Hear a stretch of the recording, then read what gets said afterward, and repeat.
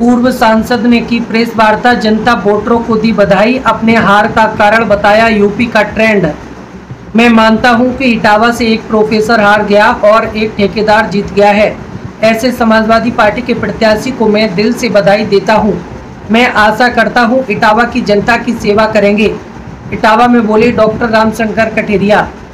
इटावा से हारने पर कहा कि जिस प्रकार पूरे उत्तर प्रदेश का परिणाम रहा है, उसी मूल्यांकन पर इटावा में भी वोट पड़ा है। मोदी फैक्टर पर बोले कि यदि मोदी फैक्टर न चलता तो हम सरकार कैसे बना लेती, परंतु भाजपा की इतनी कम सीट आई तो मैनेजमेंट में कोई कमी रह गई है। पूर्व सांसद ने अपनी हार को उत्तर प्रदेश में ट्रेंड चला के रूप में बताया।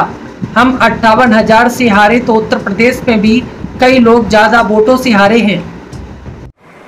मैं हिंदुस्तान की सम्मानित जनता को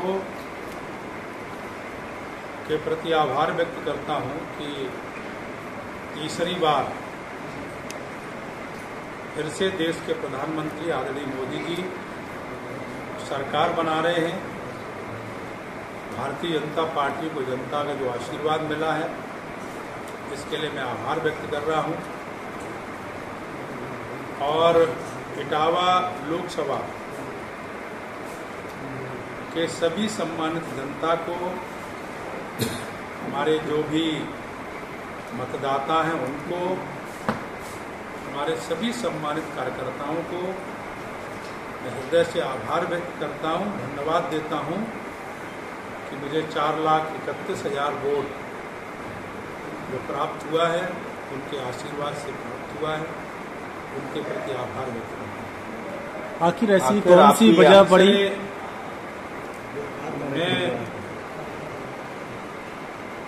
मानता हूं कि एक प्रोफेसर हार गया है और एक ठेकेदार जीत गया है। ऐसे समाजवादी पार्टी के प्रत्याशी को मैं हृदय से उनको बधाई देता हूं और अपेक्षा और उम्मीद करता हूं कि वो लोकसभा इटावा की जनता की सेवा निश्चित रूप से करेंगे। आखिर जनता ने ऐसी ठेकेदार को क्यों चुना, एक प्रोफेसर को क्यों नहीं? वो तो जनता का आशीर्वाद है, यही लोकतंत्र की जनताओं की लोकतंत्र, ये लोकतंत्र है, इसमें तो जनता किसी को भी चुन सकती है। सांसद जी, समाजवादी पार्टी के कई नेता भाजपा में शामिल हुए थे, उनके शामिल होने का क्या असर पड़ा आपके संसदीय क्षेत्र पे? देखिए, हमारी संसदीय क्षेत्र का मतलब नहीं है, पूरे उत्तर प्रदेश का मतलब। जो पूरे उत्तर प्रदेश में ट्रेंड रहा है वही हमारे इटावा लोकसभा है, तो मैं उसको अलग से नहीं मानता। आप देखेंगे पूरे उत्तर प्रदेश का जो परिणाम था, उसी परिणाम को अलग से, यानी आप उत्तर प्रदेश की सीटों का मूल्यांकन करेंगे तो जो जीते हैं या हारे हैं, उन सीटों पर भी जिस तरह इटावा पर प्रभाव पड़ा है, वैसे ही अन्य सीटों पर भी प्रभाव पड़ा है। पीएम मोदी ने इटावा में 3 लोकसभा सीटों के लिए रैली की थी, लेकिन उन सभी तीनों सीटों पे शिकस्त देखनी पड़ी बीजेपी को। तो क्या लगता है मोदी फैक्टर नहीं चला इस बार? देखिए, मोदी फैक्टर नहीं चलता तो प्रधानमंत्री कैसे बनते? लेकिन उसके बाद भी बीजेपी अकेली प्रधानमंत्री कैसे बनते? लेकिन इस बार भी बीजेपी पूर्ण बहुमत लायक भी सीट नहीं ला पाई, 242 सीट पर अटक गई, एनडीए का सहारा लेना पड़ रहा है। हमने तो गठबंधन पहले किया था, हमने गठबंधन बाद में नहीं किया। तो पहले से सरकार बनाने के लिए गठबंधन किया और हम सरकार बना रहे।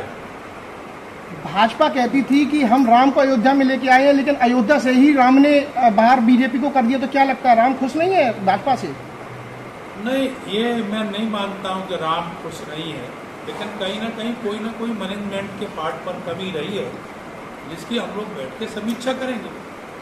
भाजपा पार्टी में इटावा में भी देखा गया है, सूत्रों की माने कई बार ये सुना गया, भाजपा पार्टी में इटावा इकाई में नेताओं में और कार्यकर्ताओं में फूट रही है। तो क्या आपकी क्या माना जाए, हार की कुछ इसमें भी कोई वजह रही है? आप देखिए, हम 58,000 से आप और लोकसभा उत्तर प्रदेश की देख लीजिए, तो जो ट्रेंड है, इसलिए हम किसी को ये नहीं कह रहे कि किसी कार्यकर्ता को, किसी नेता को पार्टी के उनके कारण या उन्होंने हमारे लिए काम नहीं किया, ऐसा मैं कदापि नहीं मानता।